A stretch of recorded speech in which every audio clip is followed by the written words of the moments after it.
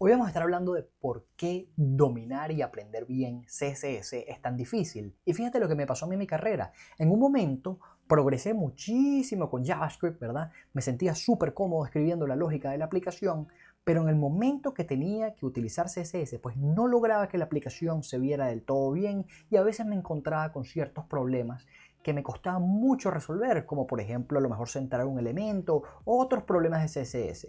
Entonces vamos a ver por qué este es el caso, donde puedes tener un nivel elevado de JavaScript, pero el CSS te sigue dando muchísimo trabajo. Si no me conoces, mi nombre es Ricardo y soy un programador viviendo en Canadá. Actualmente trabajo para Shopify y en este canal exploramos muchísimos temas de programación, emprendimiento y productividad. Vámonos entonces con la razón número 1 que hace que sea tan difícil pues dominar el CSS. Y fíjate, la razón es: el lenguaje de programación sigue una secuencia lógica, mientras que el CSS no. ¿A qué me refiero con esto? Vamos a verlo en un ejemplo. Entonces, fíjate, tengo aquí este código que es de un clon de un Instagram que creé para un curso. Y fíjate como aquí, de la línea 69, ¿verdad? En adelante, pues tenemos ciertas instrucciones que el navegador va a ejecutar. Y cuando dije entonces que un lenguaje de programación, en este caso JavaScript, sigue una secuencia lógica, es porque al ver estas líneas, ¿verdad? Podemos ver qué está sucediendo y podemos predecirlo. Por ejemplo, yo sé que aquí estoy asignando en el estado un valor verdadero, luego sé que estoy llenando una variable con la última fecha del post creado y luego estoy haciendo una llamada, ¿verdad? Estoy cargando unos nuevos posts. En fin, yo sé que estas tres líneas se van a ejecutar, ¿verdad? Y yo puedo imaginarme ese orden y qué es lo que está haciendo el programa. Ahora, vamos a comparar eso, ¿verdad? Con el CSS. Entonces estoy en adelante.com, la página de mis cursos. Y fíjate que seleccioné el header. Y lo que me interesa ahorita, ¿verdad? Es mostrar que los estilos finales y la manera en que el header se ve, ¿verdad? Debido a que el CSS tiene el efecto cascada, es decir, que tenemos una herencia de lo que ha pasado en otras partes del archivo, el resultado final no se encuentra en una línea específica, sino que es la combinación de muchísimos selectors, ¿verdad?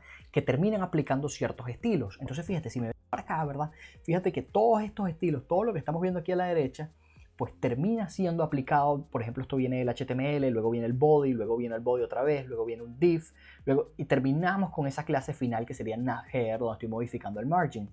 Y hay veces que cosas se sobreescriben, ¿verdad? Por ejemplo, fíjate que el font size había estado en 14 aquí abajo, pero este selector fue más específico, por ende se reemplazó por un 18. Entonces, esa es la complejidad del CSS, ¿verdad? Donde el resultado final no lo encontramos en un archivo, en una línea en específico, sino que va a ser el resultado de este efecto cascada que tiene por naturaleza el CSS. Entonces eso dificulta, ¿verdad? Porque venimos del mundo de JavaScript y del mundo del lenguaje de programación, donde vemos línea por línea lo que está pasando, y nos venimos al CSS, donde digamos es el resultado de aplicar todo eso, ¿verdad? Como que lo comprimimos y este es el estilo final. Entonces ese es uno de los primeros retos que tiene el CSS. Vamos con el segundo reto para aprender y dominar el CSS. Y básicamente es que pensar de forma responsive, es decir, de tamaños de pantalla que varían, no es natural. En el colegio, ¿verdad? No nos enseñaron a hacer dibujos donde la hoja cambia de tamaño. Por ejemplo, yo tengo aquí este dibujo, ¿verdad? En el colegio no nos enseñaron a qué pasa si la hoja es más pequeña, cómo se va a posicionar, cómo vamos a mover los elementos del dibujo. En fin, eso no pasa. Nosotros pensamos en dimensiones fijas, ¿verdad? Esto está fijo y listo. Ahora, cuando nos vamos entonces a trabajar en la web, pues resulta que no podemos predecir de qué tamaño va a ser la pantalla donde el usuario va a ver nuestra página. Por ende, tenemos que pensar, ¿verdad?, de forma responsive y ver cómo lo adaptamos. Por ejemplo, aquí en la página de los cursos de Adelante, ¿verdad?, pues ahorita estoy en mi pantalla completa, pero luego puedo irla minimizando y fíjate cómo está diseñada para que pues vaya reduciendo de tamaño. Fíjate cómo aquí esta parte de aquí llegaba casi al final y luego cuando estamos en una pantalla más pequeña ahora hay más distancia aquí, y luego si seguimos se transforma en un menú que ahora es móvil, donde aquí están las secciones pues del navbar, y fíjate cómo las cartas de los cursos ahorita están completamente una sobre otra en vez de estar una al lado de la otra. En fin, cuando estás aprendiendo CSS, pensar en todos esos escenarios, ¿verdad?, es súper complicado. No solo estás haciendo un diseño, estás haciendo un diseño que se adapta a la pantalla. Entonces, hay ciertas reglas que hay que aprender para poder lograr esto, pero también fue algo que a mí me costó muchísimo. Y eso me lleva a la siguiente razón, y es que diferentes navegadores, ¿verdad?, renderean de forma distinta ciertos elementos. Por ejemplo, aquí estoy en Chrome, mira cómo se ve este botón que tengo aquí, ¿verdad? Pero luego si me voy a Safari, mira cómo se ve el botón. Se ve distinto, ¿ah? Fíjate la diferencia. Entonces, no solo tenemos que pensar, ¿verdad?, en un tamaño de una hoja que cambia, también tenemos que pensar que ciertos navegadores hacen cosas distintas. Entonces, de nuevo, esto puede ser otro obstáculo porque en el navegador en el que tú estabas trabajando se veía bien tu aplicación, pero luego alguien te dijo, mira, en este se ve mal. Y entonces tienes que ver por qué. De nuevo, hay muchas técnicas, ¿verdad?, para hacer que sea simétrico y que los navegadores pues se vean virtualmente idénticos. Pero de nuevo, hay que aprender esas técnicas y ver pues que esas diferencias y aprender a trabajar con ellas. Y eso me lleva ahora a la razón número 4, ¿verdad? Que es que la falta de fundamentos y el uso de hacks. Fíjate cómo se ve esto. Generalmente, ¿verdad?, cuando nos enamoramos de JavaScript y nos convertimos muy buenos en JavaScript, en cierta forma, detrás de todo, tenemos como un poquito de odio hacia CSS, digamos. A mí me pasaba, ¿verdad? No me gustaba. Y entonces cada vez que me llegaba un diseñador y me decía, mira Ricardo, que tal cosa no se ve centrada, lo primero que yo pensaba era, coño, este botón no se ve centrado, ¿por qué? Qué obstinante. Y lo que hacía obviamente era ir a Stack Overflow y empezar a buscar CSS y copiar lo primero que veía, ¿verdad?, hasta que el botón se centrara, sin entender a profundidad, ¿verdad?, las reglas de CSS que me llevarían a una solución elegante, ¿verdad? Lo que estaba tratando era aplicar hacks para salir de paso, porque de nuevo yo estaba enfocado en JavaScript y JavaScript era lo que me parecía importante y el CSS no le daba mucha importancia. Por ende, lo solucionaba con hacks. Y ahí es donde está el problema. Tenemos una falta de fundamentos, porque en JavaScript, ¿verdad?, nos gusta construir unos fundamentos sólidos de entender muy bien el lenguaje, pero en CSS no. En CSS tenemos esta mentalidad, digamos, de aplicar hacks, ¿verdad?, para solucionar los problemas y salir de paso. Y pues eso nos pasa factura a la larga, porque si no entendemos los fundamentos, siempre vamos a estar tropezándonos con los mismos errores sin entender fundamentalmente qué está pasando detrás. Justo para tener unos fundamentos muy fuertes, estoy planeando un curso sobre este tema. Si es algo que te interesa, te voy a dejar un link en la descripción y aquí arriba a la derecha para que puedas dejar tu correo electrónico y así te mantengo al tanto del curso porque todavía lo estoy planeando. Y esto me lleva a la última razón que hace que dominar y aprender CSS sea difícil. Y básicamente es que hay distintas formas a veces de lograr el mismo layout. Por ejemplo, con CSS Grid y con Flexbox podríamos terminar con el mismo layout, a pesar de que son cosas distintas, pero podríamos implementar el mismo layout y tendríamos el mismo resultado final.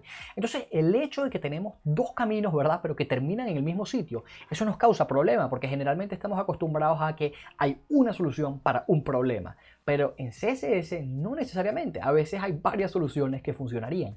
Entonces, parte del proceso de convertirte en un maestro de CSS es exponerte a las distintas formas de resolver el mismo problema para que tengas, digamos, ese abanico de opciones. Y a esto se le suma otra cosa, que es que el CSS está permanentemente avanzando. Por ejemplo, el CSS Grid es relativamente nuevo, ¿ok? Entonces, cuando nos encontramos con respuestas en Stack Overflow, puede ser que esa respuesta, digamos, está outdated. ¿Por qué? Porque se venció, ya hay una manera nueva de solucionar el problema que es más elegante, que es más sencilla, pero que nos da un resultado pues excelente. Entonces el reto es estar pues aprendiendo estas nuevas técnicas que van saliendo y mezclarlas con todo lo que habíamos aprendido anteriormente. Y listo, esas fueron las 5 razones por las que yo considero que aprender CSS es complicado y es un reto, y generalmente cuando venimos del mundo de JavaScript, como fue mi caso, ¿verdad?, donde era bueno en JavaScript y me encantaba JavaScript, pero tenía muchísimos problemas con CSS, tuve que poco a poco superar todas estas barreras que mencioné en el video. Yo no creo que hay que ser un mago en CSS y saberse todas las reglas de memoria. Lo que sí creo es que si te tomas el tiempo de desarrollar unos fundamentos muy sólidos, pues va a ser mucho más placentera tu viaje y tu trabajo con el CSS, porque no va a ser esa frustración de cuando la página no se ve de la forma que tú quieres, ¿verdad? Vas a, digamos, tener unos fundamentos que te van a inclinar hacia por qué no se ve de la forma que tú quieres y por dónde está la solución. Entonces, en cierta forma, tienes una mejor brújula cuando vas a resolver problemas de CSS, en vez de, ¿verdad?, estar copiando esos hacks de Stack Overflow y estar pegando hasta que la cosa llega, porque eventualmente de tanto martillazo que uno le da, la página encaja, ¿verdad? En vez de ese approach, pues con los fundamentos simplemente tenemos una mejor brújula que nos dice, bueno, esto puede ser con Flexbox, por aquí y por allá, y a pesar de que no me sé la regla de memoria, sé por dónde van las flechas, ¿no? Y sé por dónde me tengo que enfocar. Los usuarios cada vez esperan productos que se encuentren más pulidos, que visualmente sean elegantes, que se sienta bien, que tengan una buena estética. En fin, esa es la importancia del CSS y por eso no podemos dejarla de lado. De nuevo, mi sugerencia, aprender los fundamentos, por eso estoy preparando un curso. Si te interesa, aquí te dejo el link y puedes dejar tu email para mantenerte al tanto. Y nada, eso fue todo por hoy. Mi nombre es Ricardo Macario de Adelante.com. Cuéntame de tu experiencia con el CSS. Me encantaría saber si te parece un reto, si ha sido difícil, sobre todo si vienes como yo del mundo de JavaScript. Y bueno, nos vemos en la próxima. Chao.